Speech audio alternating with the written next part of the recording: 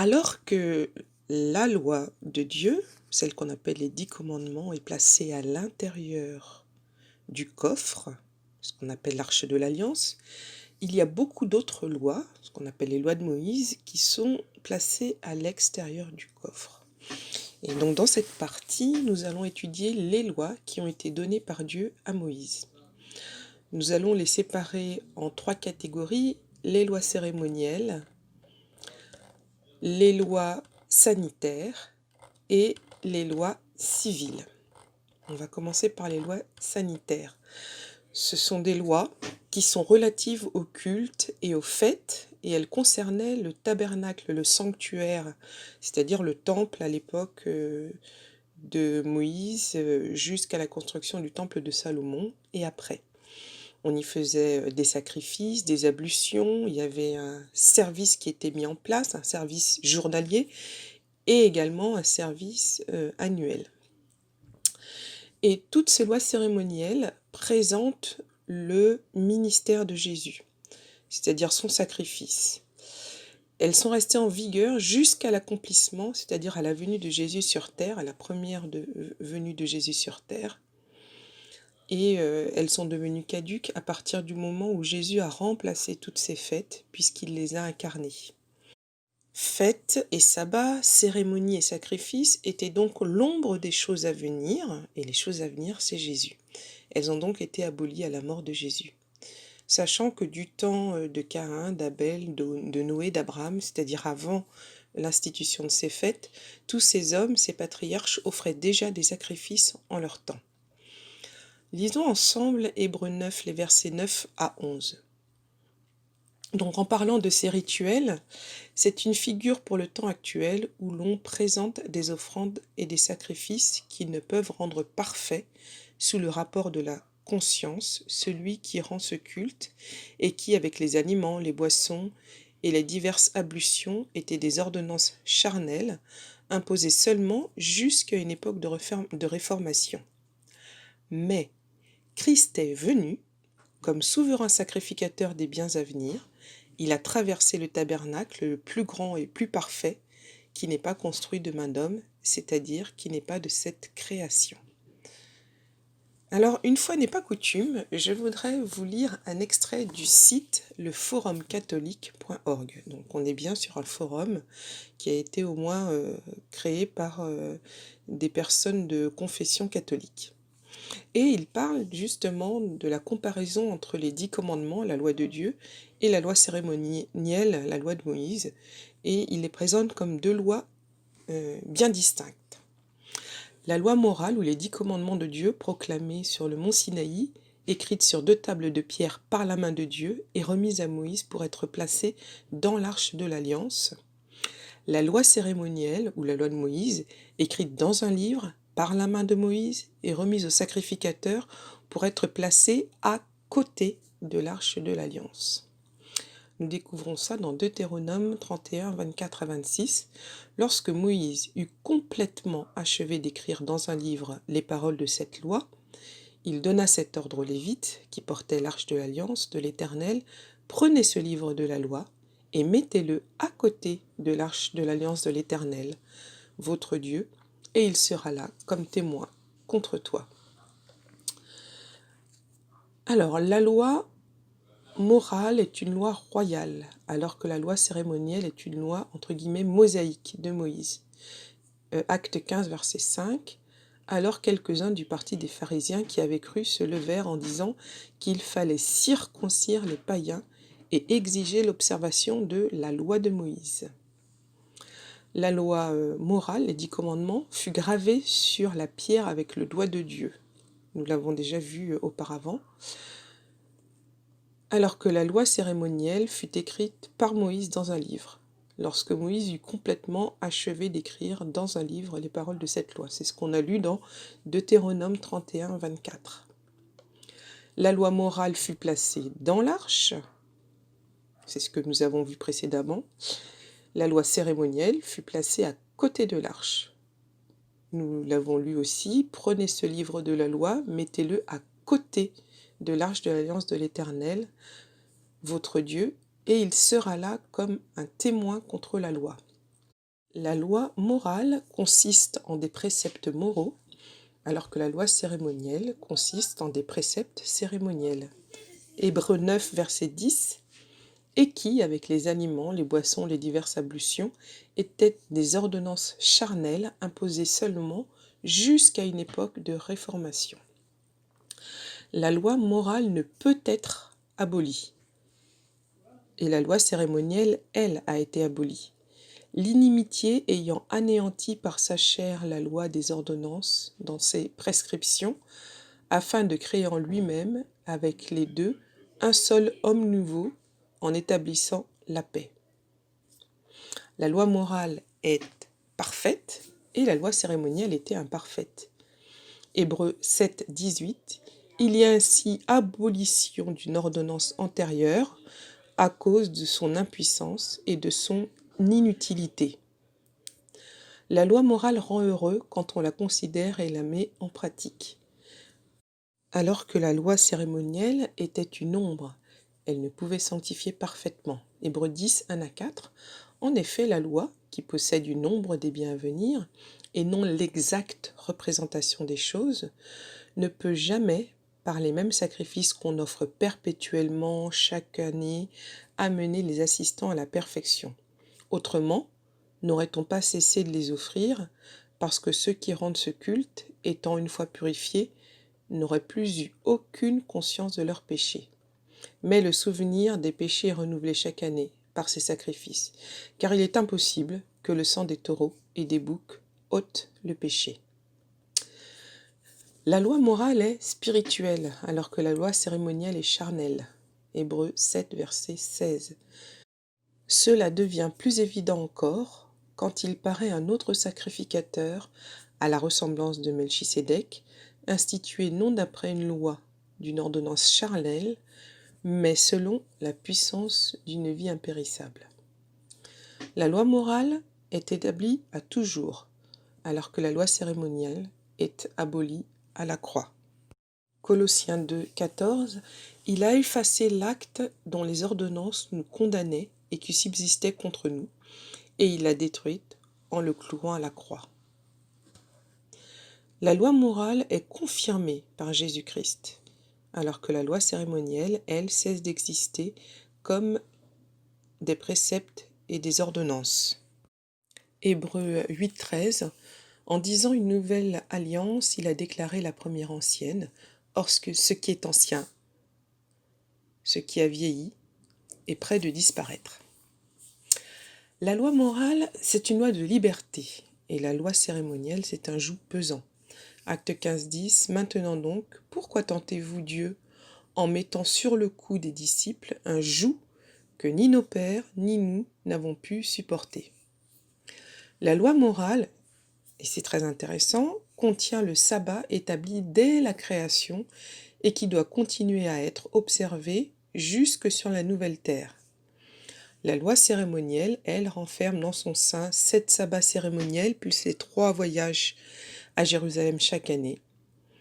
C'est ce qui est contenu dans les fêtes du printemps et de l'automne que nous aurons l'occasion d'étudier plus tard.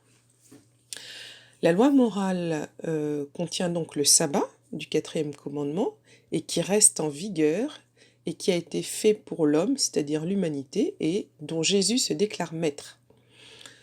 En ce qui concerne la loi cérémonielle, il est dit « Ces sabbats, ces fêtes, ces rites sur le manger et le boire, ainsi que les sacrifices imposés par la loi cérémonielle, n'étaient qu'une ombre et furent abolis à la croix. Leur temps a pris fin. » Colossiens 2,14, il a effacé l'acte dont les ordonnances nous condamnaient et qui subsistait contre nous. Il l'a détruit en le clouant à la croix. Il a dépouillé les dominations et les autorités et les a livrées publiquement en spectacle en triomphant d'elles par la croix. La loi morale renferme le même sabbat que Paul, fondateur des églises chrétiennes, a gardé durant toute sa vie, loi de laquelle on ne peut enlever un seul iota. La loi cérémonielle renferme la circoncision, les sabbats des fêtes, les ordonnances, rejetées par Paul, l'apôtre des gentils. Colossiens 2, versets 16 à 17, « Que personne donc ne vous juge au sujet du manger ou du boire, au sujet d'une fête ou d'une nouvelle lune ou des sabbats. » Donc on parle bien des sabbats cérémoniels et pas du sabbat de la création. Donc finalement, toutes ces lois cérémonielles ont joué un rôle très important dans la vie de tous les jours du temps du peuple d'Israël. Aujourd'hui, nous devons les considérer comme étant un enseignement, non plus comme des rituels, mais comme un enseignement qui présente le ministère et la mission de Jésus. Les deuxièmes types de lois, ce sont ce qu'on appelle les lois sanitaires. L'objectif de ces lois, c'est d'être une bénédiction pour l'être humain. Le Dieu créateur sait ce qu'il faut pour sa créature et souhaite le bénir. On va prendre quelques exemples. Premier exemple, la loi sur les morts. Nous trouvons cet exemple dans Nombre chapitre 11, les versets 11 à 13. Celui qui touchera un mort, un corps humain quelconque, sera impur pendant 7 jours. Il se purifiera avec cette eau le 3e jour et le 7e jour, et il sera pur. Mais s'il ne se purifie pas le 3e jour et le 7e jour, il ne sera pas pur. Celui qui touchera un mort, le corps d'un homme qui sera mort et qui ne se purifiera pas, souille le tabernacle de l'Éternel, celui-là sera retranché d'Israël. Comme l'eau de purification n'a pas été répandue sur lui, il est impur, et son impureté est encore sur lui. Donc, à travers ce texte, nous voyons qu'il y avait une manière bien particulière en lien avec l'hygiène par rapport à ceux qui touchaient les morts. Le deuxième exemple, ça concerne le traitement des excréments. On trouve ce texte dans Deutéronome 23, les versets 10 à 15. « S'il y a chez toi un homme qui ne soit pas pur par suite d'un accident nocturne, il sortira du camp et n'entrera point dans le camp sur le soir, il se lavera dans l'eau, et après le coucher du soleil, il pourra rentrer au camp. Tu auras un lieu hors du camp, et c'est là dehors que tu iras. Tu auras parmi ton bagage un instrument dont tu te serviras pour faire un creux et recouvrir tes excréments quand tu voudras aller dehors. Car l'Éternel ton Dieu marche au milieu de ton camp pour te protéger, pour livrer tes ennemis devant toi. Ton camp devra donc être saint, afin que l'Éternel ne voie chez toi rien d'impur et qu'il ne se détourne point de toi. » Donc dans cet exemple, nous voyons une manière hygiénique de traiter les excréments. Nous avons d'autres exemples, par exemple dans Lévitique, les chapitres 13 et 14, pour éviter la contagion. On nous explique dans ces chapitres qu'il faut reconnaître, diagnostiquer, ensuite séparer ou isoler le malade, le confiner, se couvrir le nez et la bouche, traiter d'impur tout ce que le malade a touché, purifier la personne impure en suivant un procédé très précis, et enfin, détruire tout ce qui n'a pas pu être purifié. Alors la question qui est posée, est-ce que ces recommandations sont toujours valables? Eh bien, il semblerait que les Juifs aient respecté ces fameuses lois sanitaires et que pendant tout le Moyen Âge, alors que la plupart des pays d'Europe étaient dévastés par la peste et le choléra, les quartiers juifs en étaient épargnés, tout simplement parce qu'ils appliquaient ces lois sanitaires qui étaient inscrites dans leurs lois. Ce ne sont que des siècles plus tard que, en Europe en tout cas, a été découvert toutes les lois liées à l'hygiène et à la gestion des déchets et également à l'hygiène d'une manière générale. Parmi ces lois sanitaires, il y a également celles qui concernent la consommation des animaux. Les animaux, notamment les animaux purs, et la différence avec les animaux impurs. Alors déjà, il faudrait faire un petit retour en arrière. Avant même qu'existe cette loi qui a été donnée à Moïse, il y avait déjà une séparation entre ce qu'on appelle les animaux purs et les animaux impurs. Si nous remontons au temps de Noé, dans Genèse 7, verset 2, Dieu donne un précepte à Noé. Tu prendras auprès de toi 7 couples de tous les animaux purs, le mâle et sa femelle, et une paire des animaux qui ne sont pas purs, le mâle et sa femelle. Et plus tard, dans Genèse 8, versets 21 et 20 et 21, Noé bâtit un autel à l'Éternel. Il prit de toutes les bêtes pures et de tout oiseau pur, et il offrit des holocaustes sur l'autel. Et l'Éternel respira l'odeur agréable, et l'Éternel dit en son cœur, etc. Nous retrouvons cette idée donc bien plus tard avec Moïse. Dans Deutéronome au chapitre 14, nous avons donc la liste des animaux qui sont propres à la consommation et ceux qui sont impropres à la consommation de l'être humain. Je vais vous lire quelques versets.